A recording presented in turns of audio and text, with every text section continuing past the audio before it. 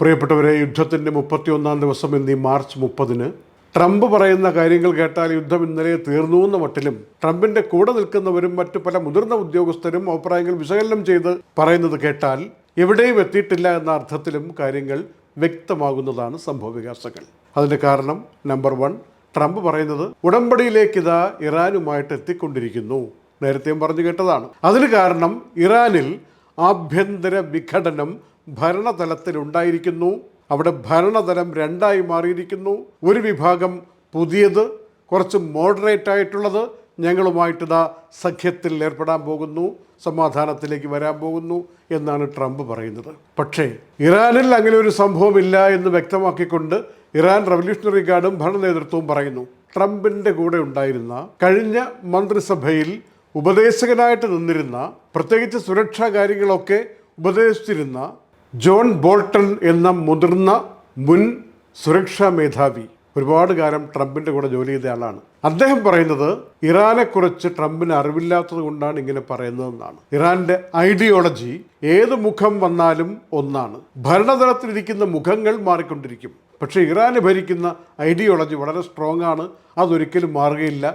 പതിറ്റാണ്ടുകളായി അതിങ്ങനെ തുടർന്നുകൊണ്ടിരിക്കുന്നതാണ് എന്ന കാര്യം അമേരിക്കക്കാർക്ക് അറിയില്ല എന്നാണ് മുൻ സുരക്ഷാ ഉപദേഷ്ടാവ് പറയുന്നത്. ഭരണമാറ്റം ഇതാ ഇങ്ങ് ആയിപ്പോയെന്ന് ട്രംപ് പറയുമ്പോഴും ഓയിൽ കേന്ദ്രങ്ങളിലേക്ക്, ഗ്യാസ് സെന്ററുകളിലേക്ക് ആക്രമണം ശക്തമാക്കും എന്നുകൂടി ചേർത്ത് വെച്ച് പറയുന്നുണ്ട്. അത് ട്രൂത്ത് സോഷ്യൽ മീഡിയയിലൂടെയും പറയുന്നുണ്ട് എന്നൊരു വിമാനത്തിലിരുന്ന് മാധ്യമങ്ങളോട് സംസാരിക്കവേ ആ സമയത്തും ട്രംപ് വ്യക്തമാക്കിയിട്ടുണ്ട്. അങ്ങനെ ട്രംപിനോടൊപ്പം ഈ കാര്യങ്ങൾ ശരിവെക്കുന്നത് അവിടുത്തെ വിദേശകാര്യ സെക്രട്ടറി മാർക്കോ റൂബിയോ മാത്രമാണ്. പിന്നൊന്ന് മരുമകൻ കുഷ്നറും. മാർക്കോ റൂബിയോ ഇന്ന് വ്യക്തമാക്കിയിട്ടുണ്ട്, ഭരണതലത്തിൽ ഒരു വലിയ വിഘടനം ഉണ്ടാവുകയും അവിടെ ഞങ്ങൾക്ക് പറ്റിയ തരത്തിലുള്ള ഒരു ഗവൺമെന്റ് സംവിധാനത്തിലേക്ക് നീങ്ങുകയുമാണ് എന്ന്. ഒരു വശത്ത് ഇങ്ങനെയുള്ള അഭിപ്രായങ്ങൾ പറഞ്ഞുകൊണ്ടിരിക്കവേ ഇന്നും ആക്രമണങ്ങൾ ശക്തമായിരുന്നു എന്ന് സൂചിപ്പിക്കുന്ന റിപ്പോർട്ടുകൾ വരികയാണ്. ആക്രമണത്തിന്റെയും പ്രത്യാക്രമണത്തിന്റെയും റിപ്പോർട്ടുകൾ മാത്രമല്ല, ഇറാന്റെ ഭാഗത്തു നിന്ന് പറഞ്ഞിരിക്കുന്ന സുപ്രധാനമായ ഒരു കാര്യമുണ്ട്. മിഡിൽ ഈസ്റ്റിൽ ഒരു പുതിയ ലോകക്രമം എന്നതുപോലെ ഒരു പുതിയ മിഡിൽ ഈസ്റ്റ് ക്രമം ഉണ്ടായി വരികയാണ്. ഒരു റീജിയൻ ഓർഡർ മാറുകയാണ്. അതിന് ഇറാനെ സഹായിക്കുന്ന പല സഖ്യശക്തികളുമുണ്ട്. അവർക്കുള്ള നന്ദിയും പ്രകാശിപ്പിക്കുകയാണ്. അത് സൂചിപ്പിക്കുന്നത് ഹൂത്തികളെ ആവാം, ഹിസ്ബുള്ളയെ ആവാം, ഹമാസിനെ ആവാം. ഇങ്ങനെ പല ഭാഗത്തായിട്ട് തങ്ങളെ പിന്തുണയ്ക്കുന്ന ആളുകൾ ചേർന്ന് ഒരു പുതിയ ക്രമം ഈ മേഖലയിൽ ഉണ്ടാക്കിയെടുക്കുന്നു എന്ന് ഇറാന്റെ റവല്യൂഷണറി ഗാർഡും പറഞ്ഞിരിക്കുകയാണ്. ഇതിനിടയിൽ ഇറാന്റെ നേതൃത്വത്തെ കാണാൻ വേണ്ടി ഫ്രഞ്ച് നേതൃത്വം വരുന്നുണ്ട്. അവർ തമ്മിൽ സംസാരിക്കുന്നുണ്ട്. ഫ്രഞ്ച് വിദേശകാര്യമന്ത്രിയും ഇറാന്റെ വിദേശകാര്യമന്ത്രിയും ഇന്ന് സംസാരിച്ചിട്ടുണ്ട്.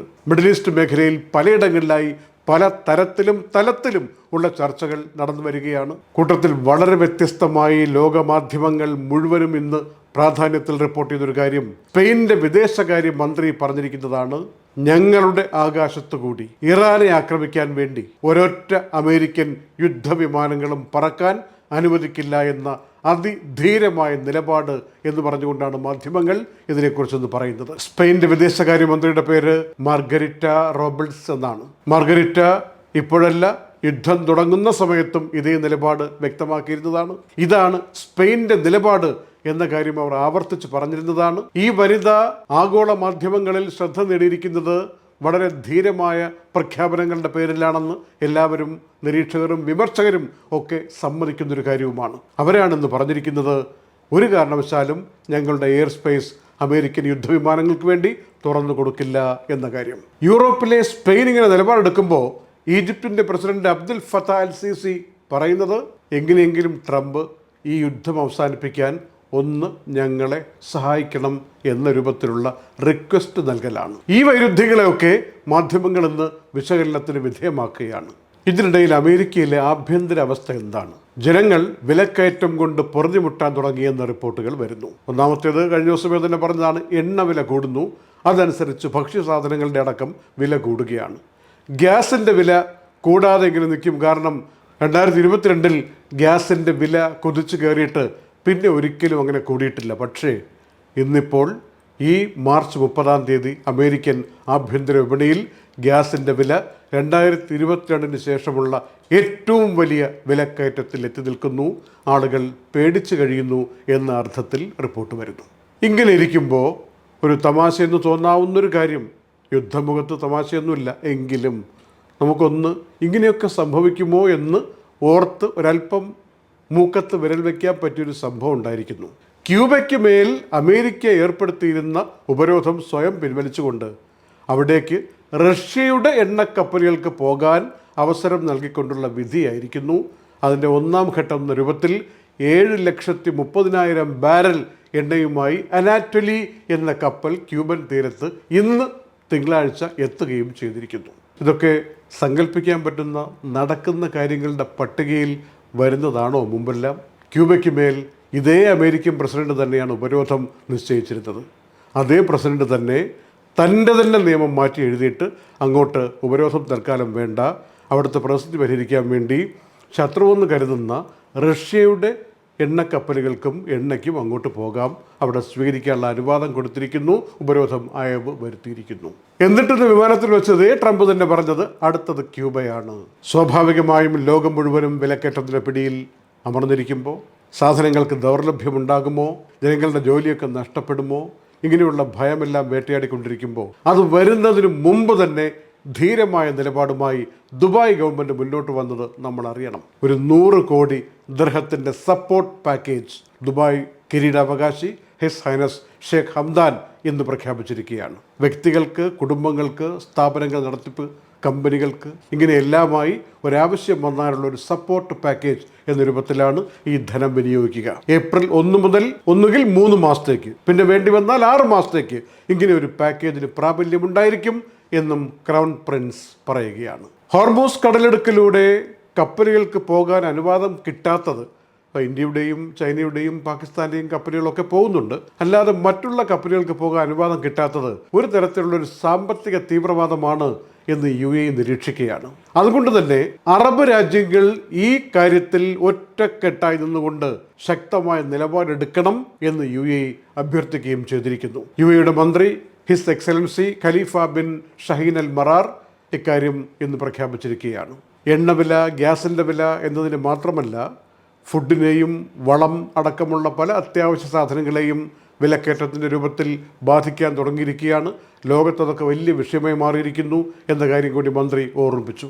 മാത്രമല്ല, ആഫ്രിക്കയുടെ സാഹചര്യം നമ്മൾ മറ്റുള്ള മേഖലയെ കാണുന്ന പോലൊന്നുമല്ല. ഒരു ജീവകാരുണ്യപരമായിട്ടുള്ള ഇടപെടൽ ആവശ്യമാണ് എന്ന് തോന്നിപ്പിക്കുന്ന വിധത്തിലായി മാറിയിട്ടുണ്ട് ഈ 30-31 ദിവസം കൊണ്ട്. UAEയിലേക്ക് ഇന്ന് 11 മിസൈലുകൾ വന്നു, 27 ഡ്രോണുകൾ വന്നു. വെളുപ്പാങ്കാലത്ത് തന്നെ നമ്മൾ ഇൻ്റർസെപ്റ്റ് ചെയ്യുന്ന ശബ്ദം കേട്ടതാണ്, അലർട്ട് വന്നതാണ്. അലർട്ട് കഴിഞ്ഞ് കുറച്ച് നേരം കഴിഞ്ഞ് അതിൻ്റെ നന്ദി മെസ്സേജും വന്നതാണ്. അപ്പോൾ 11ഉം 27ഉം ഇത്രയും മിസൈലുകളും ഡ്രോണുകളുമാണ് ഇന്ന് വന്നത്. അതിനെയൊക്കെ നിർവീര്യമാക്കുകയും ചെയ്തു UAEയുടെ സായുധ സേന.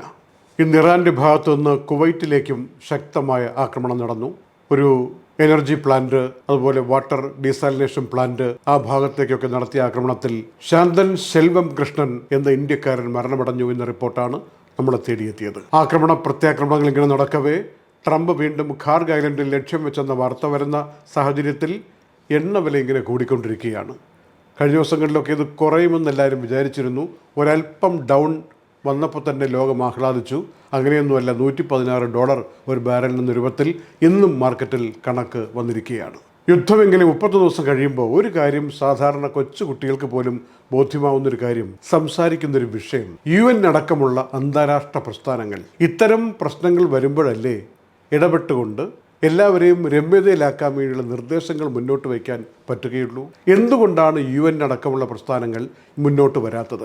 സമ്പത്തിനെ നിയന്ത്രിക്കുന്ന ലോകബാങ്ക്, IMF അടക്കമുള്ള പ്രസ്ഥാനങ്ങൾ ഈ ഒരു രീതി കണ്ടിട്ട്, ലോകം സാമ്പത്തികമായി തകർന്നുകൊണ്ടിരിക്കുന്ന കണ്ടിട്ട് എന്താണ് മൗനം പാലിക്കുന്നത്? ഇതൊക്കെ ആളുകൾ ചോദിക്കുന്ന കാര്യമാണ്. 15 നിർദ്ദേശങ്ങൾ അമേരിക്ക ഇറാന് മേൽ വെച്ചു എന്ന കാര്യം എല്ലാവരും അറിഞ്ഞതാണ്.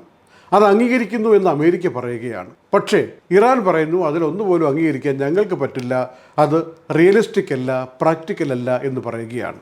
എന്താണ് അതിൻ്റെ മറുപടിയായി, പരിഹാരമായി മുന്നോട്ട് വയ്ക്കാനുള്ള മറ്റ് നിർദ്ദേശങ്ങൾ?